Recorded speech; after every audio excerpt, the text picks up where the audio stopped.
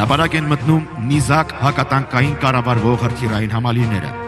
Նրանք վերջին սերնդի կրակիր մոռացիչ սկզբունքով հակատանկային կառավարվող հրթիռային համալիրներ են։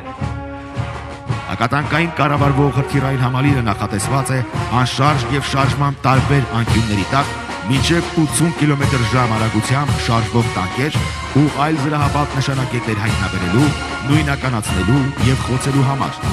Համալիրը գերճշգրիտ զինատեսակ է։ Հնարավորություն ունի վարելու հրաձգություն ինչպես ուղիղ նշանառությամբ, այնպես էլ փակ կրակային դիրքի։